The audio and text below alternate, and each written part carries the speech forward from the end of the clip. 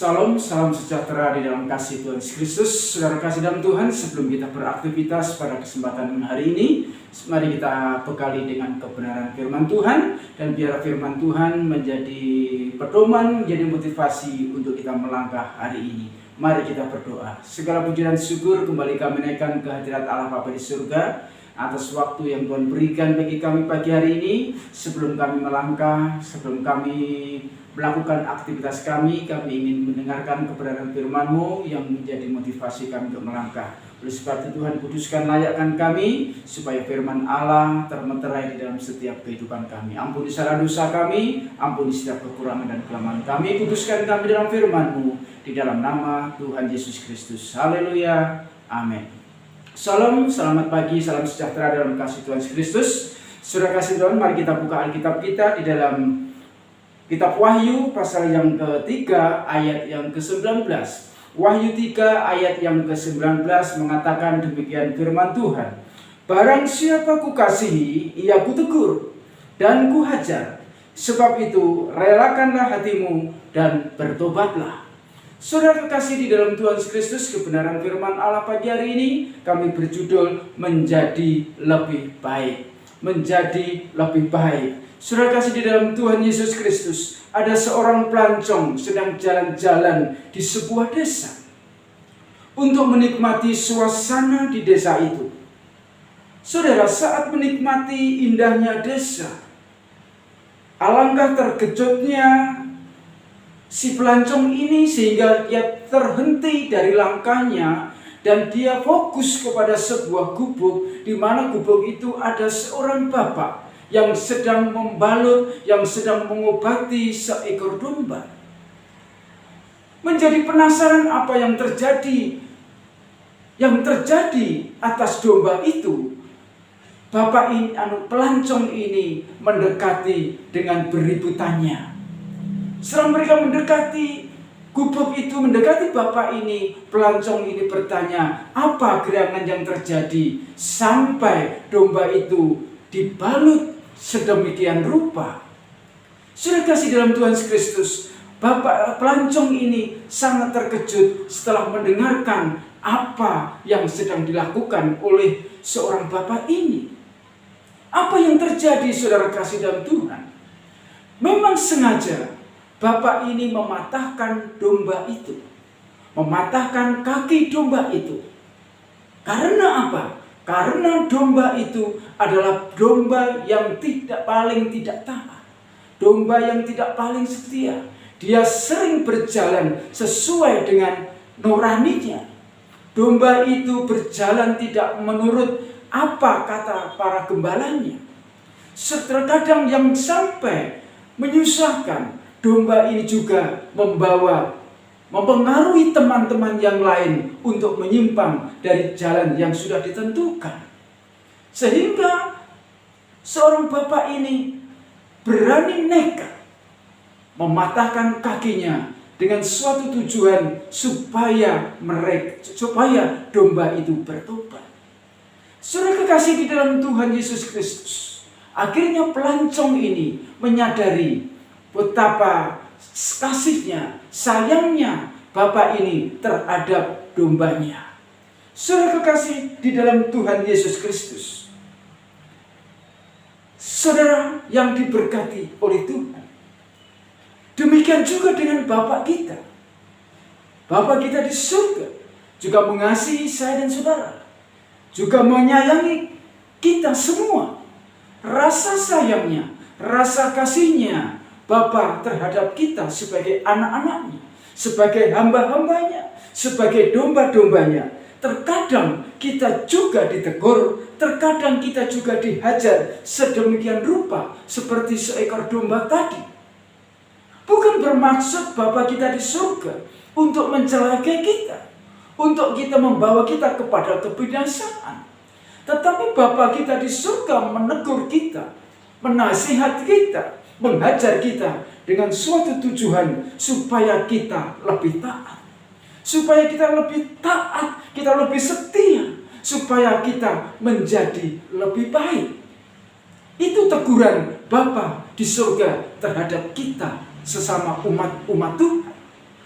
Saudara kekasih di dalam Tuhan Yesus Kristus, di dalam Tuhan yang diberkati oleh Tuhan, kalau saat-saat ini kita sedang diproses oleh Tuhan, kalau saat-saat ini kita sedang dibentuk oleh Tuhan, kalau saat-saat ini kita sedang ditegur, sedang dinasehati, sedang dihajar oleh Tuhan, mungkin kita dihajar ekonomi kita, mungkin kita dihajar kesehatan kita, mungkin kita dihajar rumah tangga kita, mungkin kita dihajar dalam segi rohani kita, di dalam iman kita, di dalam percaya kita. Saudara kekasih dalam Tuhan Yesus Kristus, tidak ada maksud yang jelek, tidak ada maksud yang jahat Bapa kita itu terhadap kita.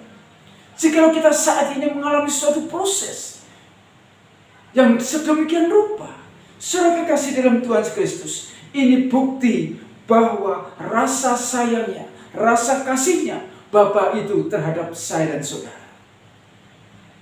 Saudara yang diberkati oleh Tuhan Yesus Kristus, rancangan Tuhan terhadap kita adalah rancangan keselamatan, rancangan damai sejahtera. Tidak ada rancangan yang jelek yang ditaruh Tuhan terhadap diri kita. Oleh sebab itu, saudara kasih dalam Tuhan, jikalau pada saat kali-kali ini firman Allah mengatakan, barang siapa ku kasihi, ia ku tegur. Barang siapa ku kasihi, dia akan ku hajar. Dengan senang tujuan, karena kita adalah anak-anak yang dikasihi oleh Tuhan. Supaya apa tujuan Allah menghajar kita? Tujuan Allah menegur kita, supaya kita lebih taat, supaya kita lebih baik daripada sebelum-sebelumnya, supaya kita menjadi anak-anak Tuhan sebagai orang-orang yang tangguh, menjadi orang-orang yang kuat, tidak menjadi lemah di dalam menghadapi situasi kenyataan yang ada di dalam setiap kehidupan kita ini. Kita memerlukan iman, kita memerlukan kekuatan iman. Kalau iman kita lemah, kalau iman kita tidak kuat, maka kita akan terombang-ambing oleh keadaan-keadaan di dunia ini. Oleh sebab itu, saudara kekasih dalam Tuhan, maksud Tuhan menegur saya dan saudara, maksud Tuhan menghajar saya dan saudara, saudara kasih dalam Tuhan, satu tujuan, supaya kita lebih baik. Itu rancangan daripada Tuhan. Karena teguran Tuhan akan membawa kita, akan mendatangkan kebaikan bagi saya, bagi saudara. Teguran dan hajaran Tuhan akan membawa keberuntungan bagi saya dan saudara. Dan Allah akan memberikan pahala, Allah akan memberikan berkat yang indah bagi orang-orang yang taat, menjadi orang-orang yang setia, menjadi orang-orang yang penurut akan firman Tuhan. Dan teguran dan hajaran daripada Tuhan itu membawa kepada kita kepada kebenaran, membawa kita kepada jalan yang benar. Dulunya kita tidak berpikiran kalau jalan kita menjadi bengkok, jalan kita menuju kebinasaan. Sebab ada firman Allah yang mengatakan ada jalan yang disangka orang lurus, tapi ujungnya membawa maut. Itu yang Tuhan tidak inginkan terjadi di dalam setiap kehidupan kita, anak-anaknya. Oleh sebab itu, sebelum kita terlanjur menyimpang daripada jalan Tuhan, maka Allah menegur saya dan saudara, Allah menghajar saya dan saudara, supaya kita menuju ke jalan yang benar, kita menuju kepada kebenaran Allah, sesuai dengan rancangan dan rencana Tuhan di dalam setiap kehidupan kita. Oleh sebab itu, saudara kasih dalam Tuhan, supaya kita ditegur, dinasihati, supaya kita bertobat, meninggalkan perkara-perkara lama kita. Jikalau kita dinasihati, kita ditegur, dan kita dihajar Tuhan, supaya kita bertobat, meninggalkan perkara-perkara yang lama yang ada di dalam setiap kehidupan kita. Mungkin perkara lama tentang keangkuhan, mungkin tentang kesombongan, mungkin tentang amarah, mungkin tentang kekerasan hati. Itu tidak sengaja akan mempengaruhi iman kita. Tetapi Tuhan, bersyukurlah jika Tuhan masih menegur saya dan saudara. Bersyukurlah jika Tuhan masih menghajar dan saudara. Bersyukurlah jika Tuhan tetap menasihati saya dan saudara. Oleh sebab itu saudara kekasih dalam Tuhan, firman Allah, kebenaran firman Allah ini menjadi motivasi di dalam kita melangkah pada hari ini.